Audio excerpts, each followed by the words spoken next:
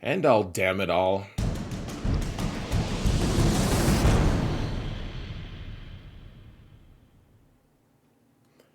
Hello, everyone, and welcome to another episode of Zareth Prevails. We've got Endall Beall on again, guys, and last time I did him an incredible disservice. I didn't even I didn't even end all tell people that you are a YouTuber of great renown. You know your stuff. You're really good at playing this game. I said that, but that was obvious by our discussion. So guys, in the video description, go hit the hit the link to Endall's YouTube channel. He's got a lot of great GAC stuff. He knows his stuff better than almost anyone. Go check him out. He's really close to 3K. Can we please get him to 3K like immediately, guys? That being said, I haven't given him a single word in Edgewise. Endall, how you doing today, man?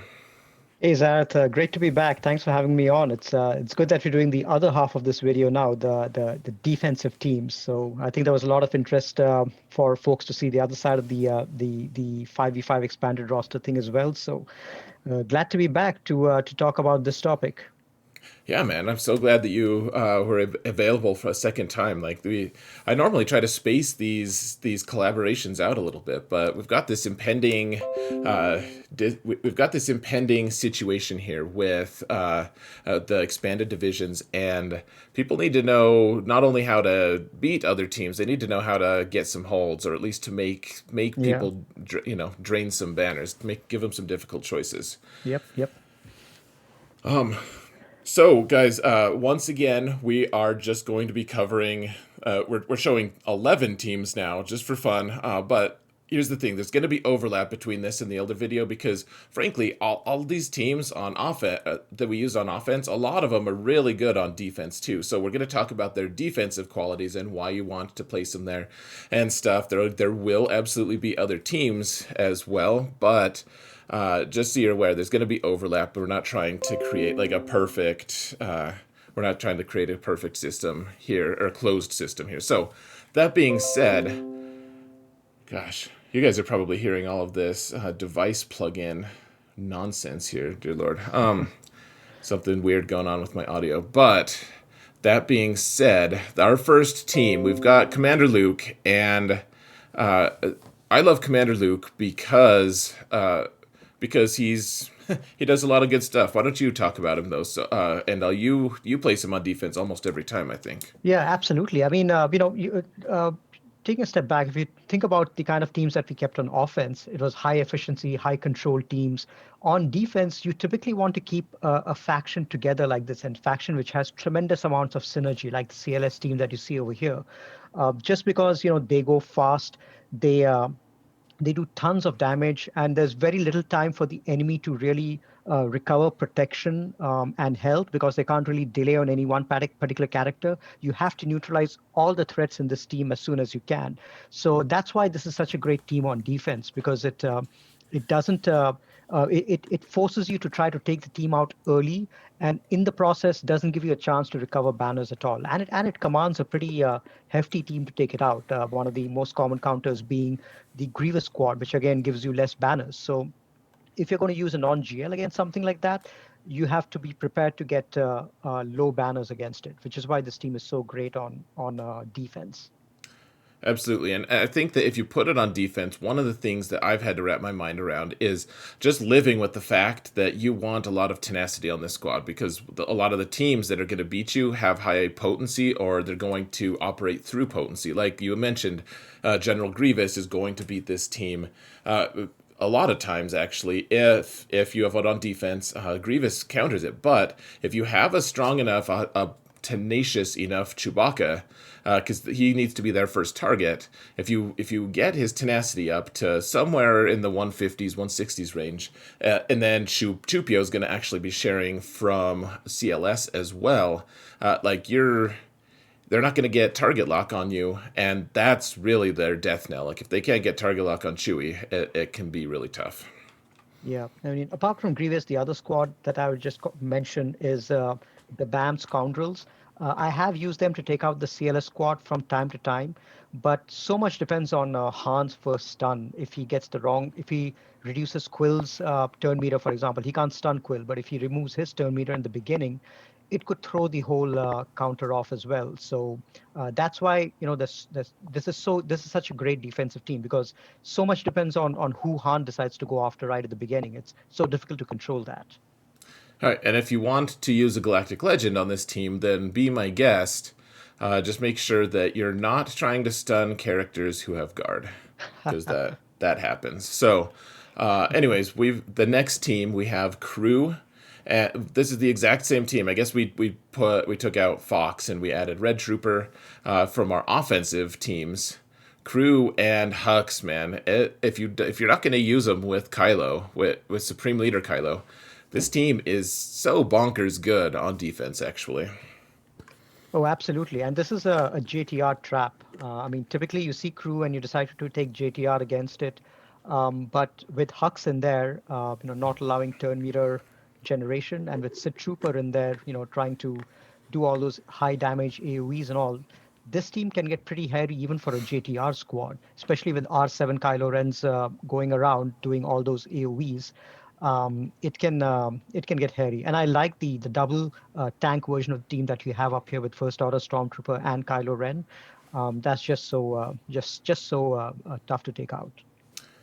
Absolutely, man. I think one thing that I do want to point out, though, that it can work is if you take First Order Stormtrooper out and you put First Order Officer in here, it can entice a Jedi Training Ray team a little bit more Mm. because people don't realize just how much they rely on turn meter manipulation and on that Jedi Ray team.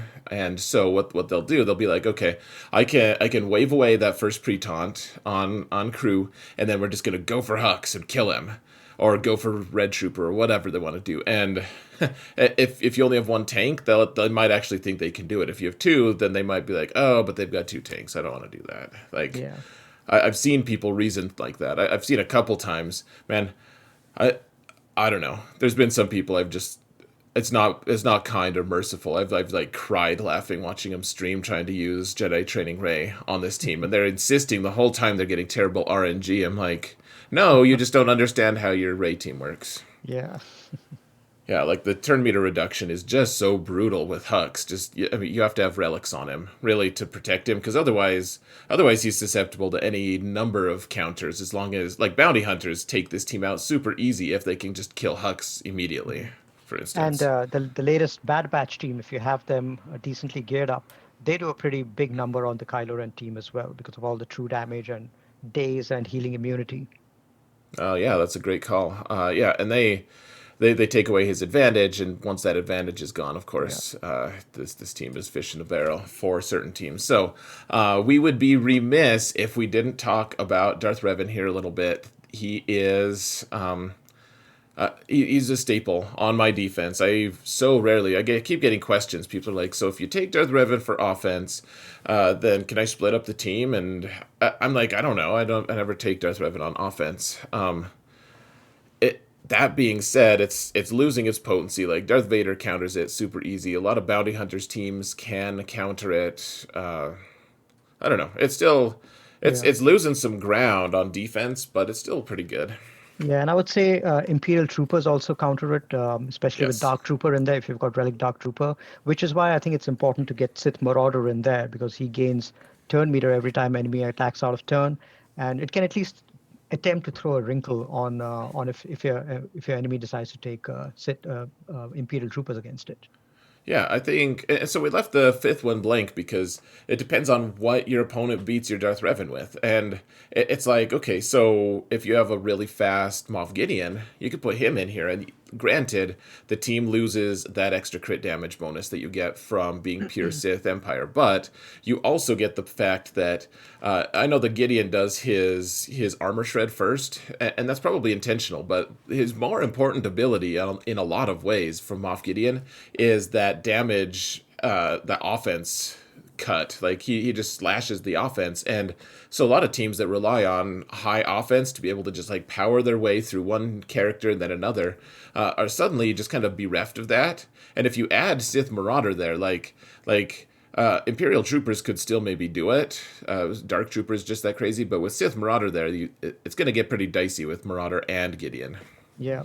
And I know we're not talking GLs, but since we're talking Darth Revan and defense, if you want to put one of your dark side GLs down and you want to put Darth Revan with them, that could throw a wrinkle in a lot of counters as well, whether crew or C, put Darth Revan and Bastio Malik in there with them. That could command a little higher counter as well if you can throw your opponent off. Yeah, absolutely. I mean, this team can be they can be broken up on offense, even on defense a little bit. I hesitate to say that, but like Basti's really good on offense, and then Malik and Darth Revan can find a home for themselves. I mean, there's Yeah. this team is versatile. I think maybe the days of 5v5 of this team's 5v5 dominance is going to be ending.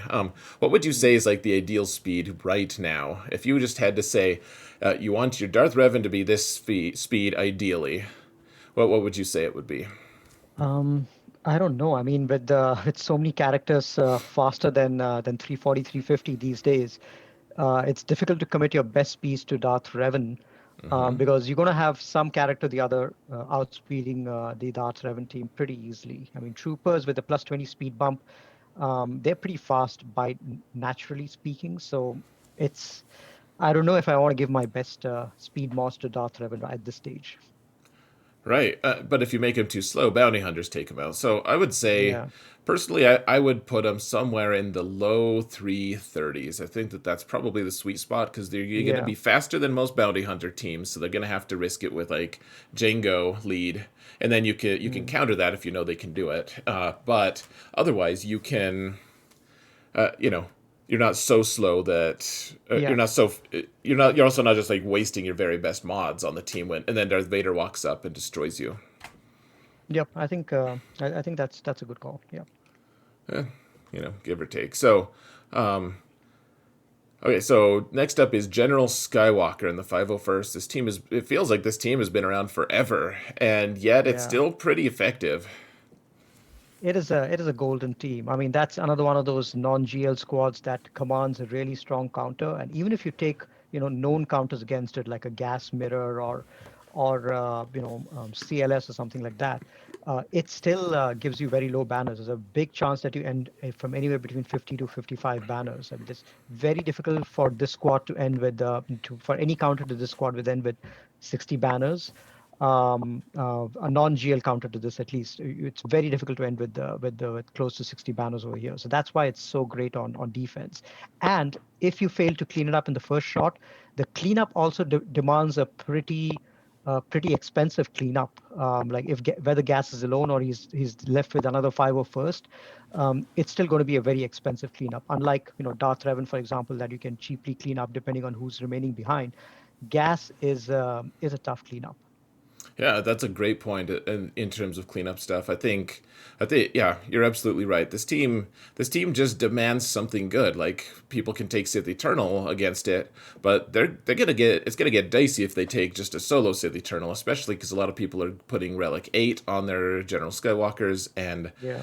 like it can get real dicey if you do that. But if you take Sith Eternal with two helpers, then you're suddenly dropping an extra 4 to Yeah. 6 banners easily. Yeah. And using a GL to get Yeah. like 55, 56 against gas, that's a win. And if you Yes. keep your gas in the front zone, in the bottom front zone, and you command a Sith Eternal right there, then you have the flexibility of keeping something else like a GL Jedi or Ray at the back, and then trapping your opponent that way. So that way, gas, even if he takes a tough team to take out, he reduces that flexibility for your opponent when he faces the back.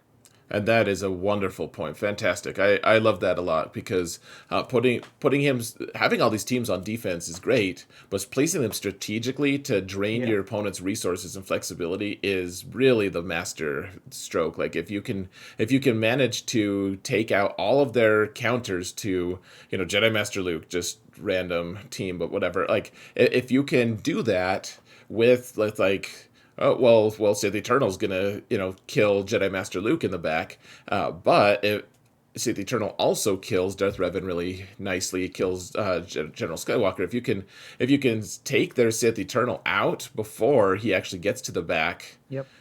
like that's you've won the game right there. Even if you're like, oh man, he got great banners on me, it's not over until they're done attacking. So, Yep. Absolutely. okay, so one personal question here, Endall. Do you ever put fives in any other slot than this last No, one? it's a force of habit. It's he's always goes in the fifth slot for me now. Yeah, that's just his home. So Yep. yeah, yep. Even though they fixed the bug. So all Yep. right, we've got GG Newt here, and this team, I swear. So you want Newt on offense or on not on offense? Who cares where he is? Like you want him to lead his own separatist in some ways, but 5v5 he's does not as effective, and he makes his Grievous team a lot more problematic to counter because otherwise you just use Night Sisters for a clean-ish 55.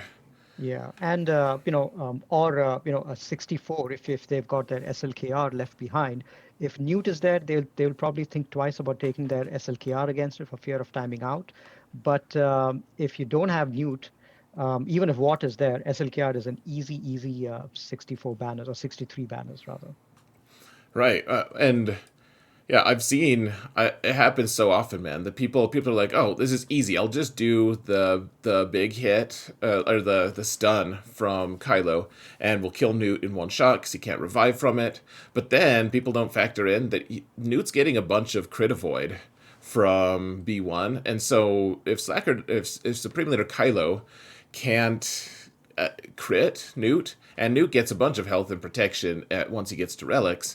Uh, if he can't do that in his first hit, then you're just sunk. Yeah, Yep. like you just time out. You never get another turn.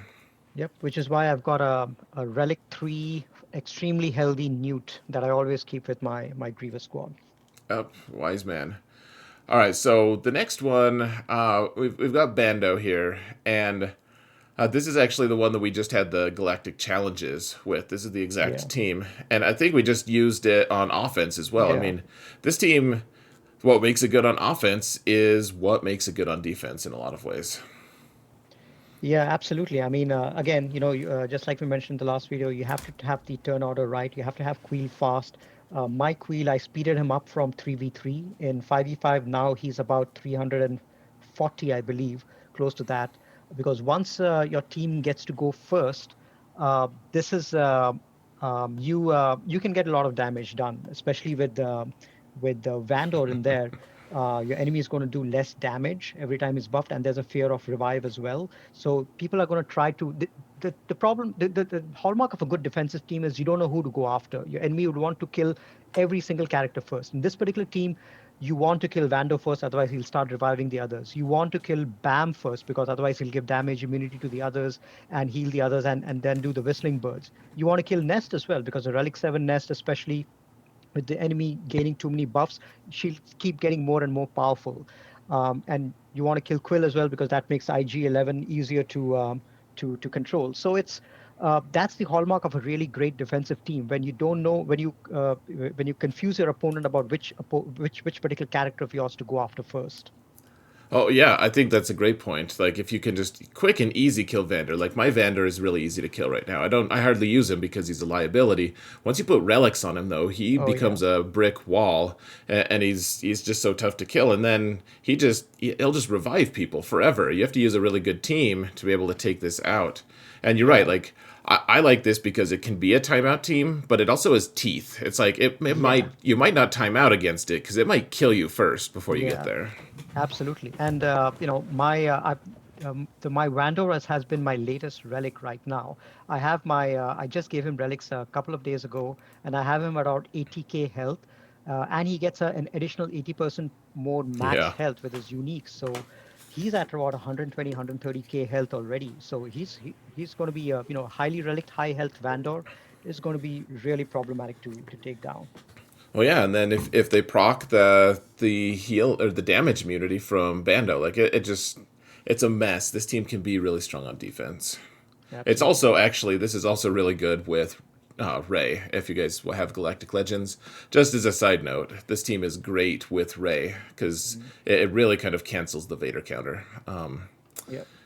Anyway, so now we've got Jedi Training Ray, and again, this is the same team as we had last time, and they, on defense though, it's tough because you don't even have to have a really fast BB-8 as long as he's kind of fast. They need a Mhm. supremely fast team to outspeed you, and if they don't, man, it's just this team chains like all the turn meter. It's the turn meter team. If you don't have protection against that, they'll just get a million turns before you can go, even though none of them look that fast. Yeah. And Resistance Hero Finn and Poe are really important over here because if you don't have them and you have a standard JTR team, Night Sisters can take them out pretty easily. Plague really chews through this team, but what the heroes bring is a tremendous amount of healing. And anytime anyone gets stunned, they get like extra protection and turn meter and all that, like 40% or so. So that really puts a nail for on the Night Sister counter. Yeah, absolutely. These Night Sisters, I've done it before, and it is sketchy as hell. It really is just super tough to beat this team. I don't think I've lost with Night Sisters against them, but Can get I sketchy. Yeah, yeah, well, it's so scary that I don't. I've only done it a couple times yeah, because it's like I feel like I should have lost that, but instead I'll get a 55. You know, like and that's the beauty of Night Sisters on offense, which we're not talking about right now. But this is a very good team on defense as well. The one other thing I really love about Jedi Training Ray on defense is she always gets that one FU banner steal because she'll Mhm. put healing immunity on one character, and then they'll do some damage, and then if you kill the team in time, you still can't heal that protection, and you at least like ding them for one. Yeah, So yeah, I don't know.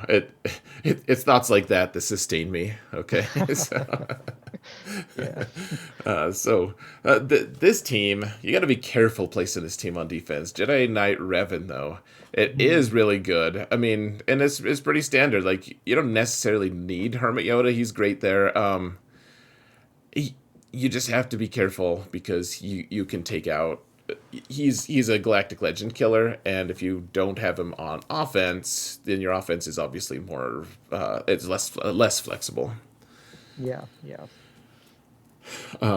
That being said, on defense, this team, especially, I would love to see it on defense with Grandmaster Yoda at Relic 8 now. Oh yeah, it really punches above its weight because you've got a revive over here, you've got healers, you've got foresight, tons of sources of foresight, and savior as well. So this demands a tough team to take out. Yeah, if people don't like Commander Luke will take it out if people know how to do it, but it's kind of scary anyways. If you don't know what you're doing, or if you get the wrong RNG, it can just be over before you know it. So, great team on defense before you get Galactic Legends. Once you get them, I still place it on defense sometimes, but it's not as common. Yeah, it's one of those teams which, if you can't, I mean, you have to take out Revan first, and then if you've got if you reach the more or less the bottom of your rosters, it's not an easy team to take out just because of Jolie in there, and Jedi Knight Revan's savior. You need it's not a team that you can whittle down, unlike some of the other squads. So that's what makes it so great. Right. Right. Yeah. This team, you can't attrition down. It's just not Yeah, possible. Unless yeah, you can yeah. just kill Jedi Knight Revan the first time. I mean, legitimately, I don't know how many times you've done this, Endall, but I bet I've spent like over an hour total just timing out from with different teams just because I Yeah, managed to get a kill. You yeah, trigger savior, you kill like Revan or Yoda, and then you're like, yeah. okay, Jolie's gonna go next. I'm not gonna let him revive. I'm just gonna time out, and then they don't have Oh that yeah. character anymore. Yeah, yeah. I've Like, done it quite a few times as well. Once even I timed it out and I tried to hit. I got cheeky and on the last 5 seconds I got one shot on Jolie and he revived the whole team just in the last second.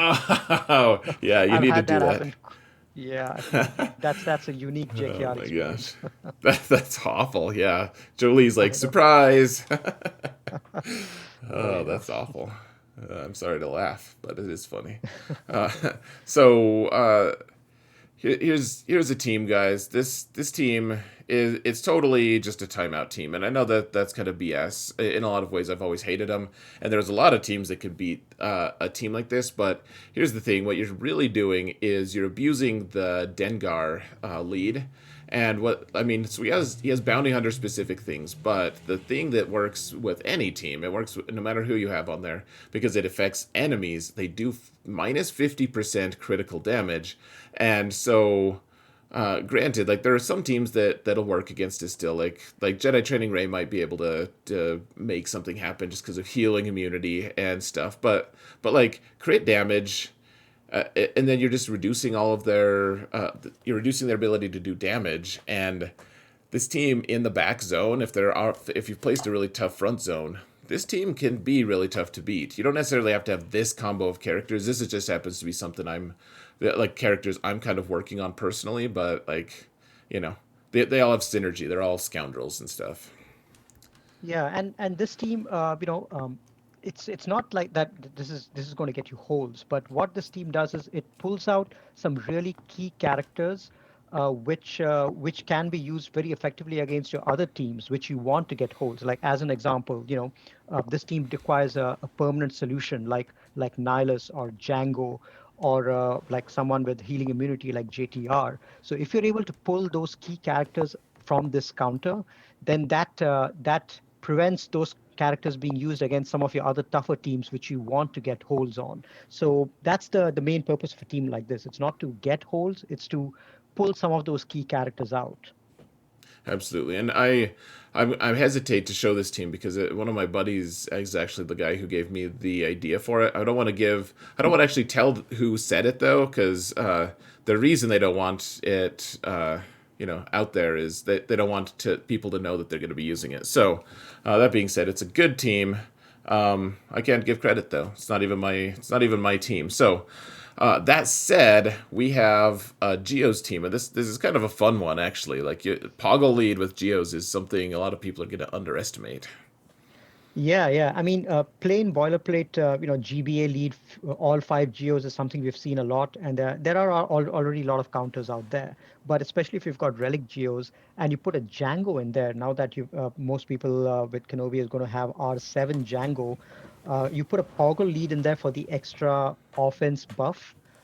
He gets the his contract to start with, so that's another 50% extra offense. Plus, Poggle's unique is also going to add, extra offense, 25% offense without hive mind, and an extra 25% offense for each defeated ally. So Django, an R7 Django, his offense is going to be through the roof in this particular team. And any team that you take in, there's always the fear that the Django is going to one-shot someone before you have a chance to really get the battle under control. So it's sort of like a trick team to put in there and try to entice them to put in something low and then get a hold from there. Yeah, I really like this team actually. I'm gonna have to try running it because the thing is, I'll use Django with bounty hunters a lot, but like a lot of times, Boba can kind of slot in for him Yeah. without any noticeable difference, or sometimes even with a better result because you have ability block from Django or from Boba. You don't necessarily need the permanent death because you have Mando on that team. So like Django, you can still kind of just throw in with any separatist lead, and he's good. Poggle just happens to double boost him. So Yep. really Absolutely. cool idea. Yep. And then finally, our 11th team. It's nothing too fancy, but this team can be a pain just because it requires a serious counter. There's no cheap counters that I can think of. Like troopers can work, but troopers work against everything. That we're just gonna have to plan around like which team is our troopers going to kill because that's generally they're going to kill something. That being said, beyond troopers, I don't know what's the next cheapest that takes this one out, Well, in your opinion. I guess you could call Treya cheap, but even then, for it to be a reliable counter, I think you need Thrawn in there because these days, if you see someone, most people have fast Padmes, and you don't want Padme to go first and stun the wrong character. So if you have if you're using Treya, you'll need Thrawn in there, and that makes it a relatively expensive counter, I would say. But apart from troopers and Treya, I guess Vader also is an expensive counter because in 5v5 you can use him to take out so many tough teams. Um, yeah, Jedi Knight Revan, I guess, would be Sure. a reasonable counter against this, which is why when I put this team on defense, I mod my Padme support squad with tons of health. My Jedi Knight Anakin, for example, is modded for health, like over 100, 110k health, which is usually not the way that you usually see him modded. But since I always keep him with Padme and I keep them on defense, my goal is not necessarily for them not necessarily for Jedi Knight Anakin to take out enemies with his offense, but to become really tough for the Jedi Knight Revan counter against him. And that's a great point. If someone likes to use that counter, like I've been on the rough end of that. Also, I mean, if someone wants to use Nest against this team, I guess I like to put Ayla with the team Yeah, just because she'll stun Nest a lot of yeah, times. Like she has a good enough potency that that's a threat to just keep Nest stun locked, and she's Galactic Republic, so she gets all this stuff. She can call an assist from someone. She can do some cool stuff, but and then you want Anakin and Padme both, obviously, as well, to yeah, have some potency for to guard against Nest. But even beyond that, though, if they decide to use Nest anyways, like having all that extra health on Anakin, Nest is gonna get stressed out trying to kill Anakin and then hustle over and try to kill Padme. Like yeah. it can be a huge debacle. Like the more things that you can stop these easy counters from actually Yep. happening, the better. Yeah, and if you've got a health Anakin, the enemy is going to go for him first. So what I like to do is I also like to keep in Barris in there, just to make Anakin that much more, troublesome to take out. Because people usually are not going to go for any other character apart from Anakin first. So the tougher you make Anakin to kill, the more effective the squad is going to be on defense.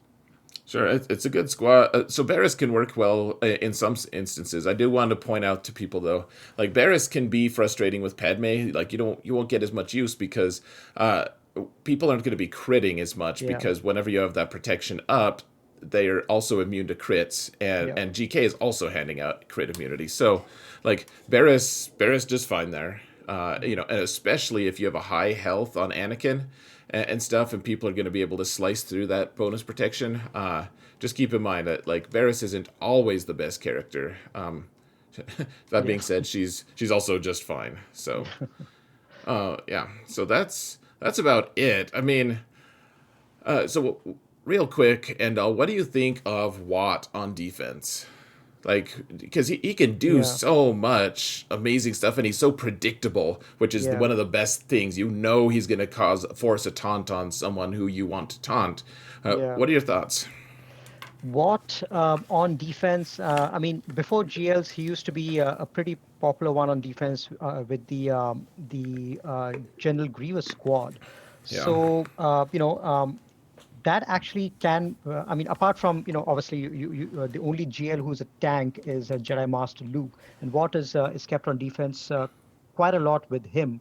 So if you're keeping your Jedi Master Luke at the back, Watt is a good option over there. But apart from that, I think as a surprise, sometimes if you want to throw a curveball to your opponent, Watt with General Grievous actually might not be a bad option because it takes it strains your offense because it forces you to take something heavy against it.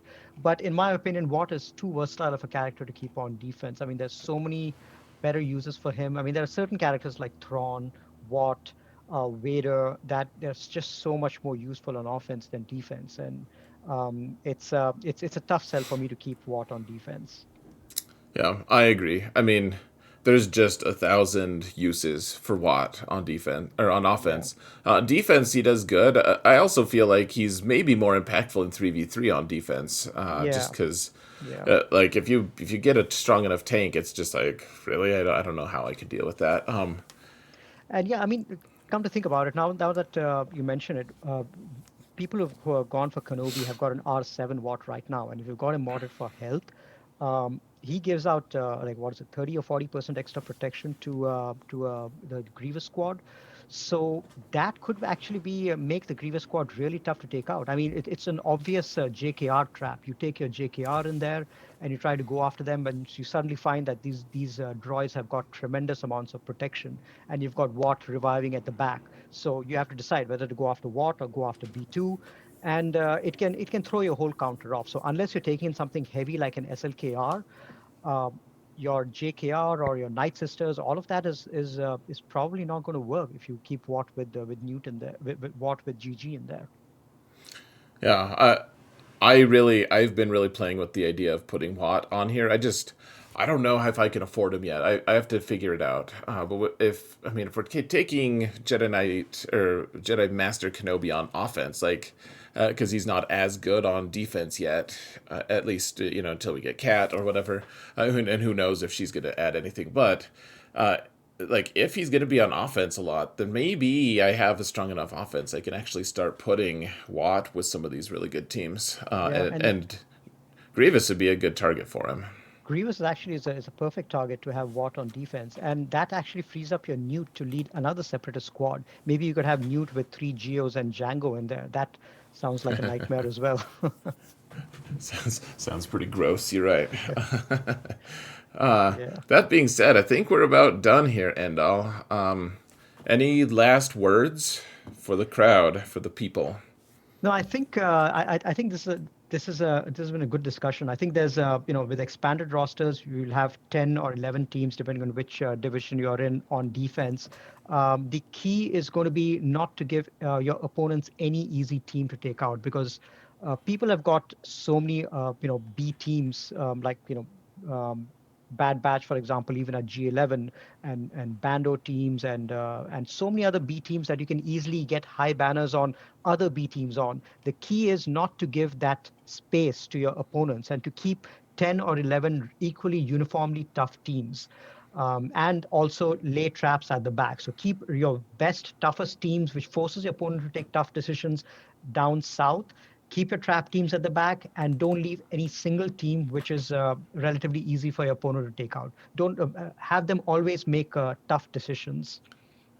Yeah, and I can't stress that enough. Like, my defense is, I'll always put a team that I think is going to require a good counter. I'm like, if Old Republic have any chance of beating this, I'm not going to place it, kind Yeah. of thing.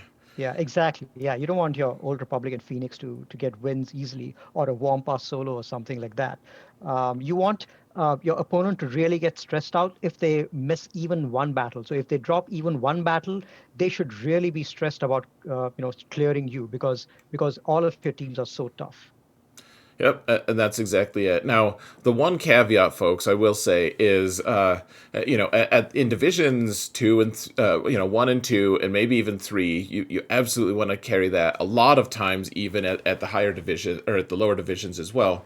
But just keep in mind too, like, as you need to keep enough of your roster to be able to actually win the match too. Like, Yeah. if you're like, man, I could make it a tough defense, but this is literally my only 5 good teams, then don't. Maybe you do need to Yeah. make a concession somewhere. Like, Yeah. it's not at the level me and Endall are at. We're gonna place the FU defense every time, and it's going to really stress our opponents out.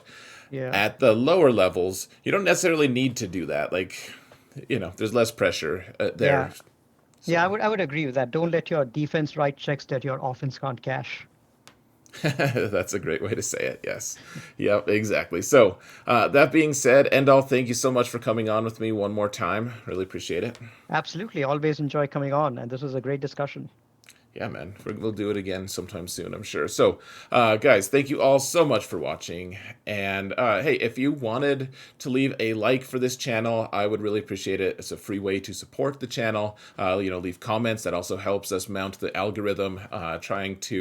Trying to get this channel growing a little bit. Hit the sub button if you haven't already. Go follow Endall on YouTube as well. Really knowledgeable guy, as you guys can see. So, that being said, thank you all so much for watching. And remember that in all things, Wampas prevail.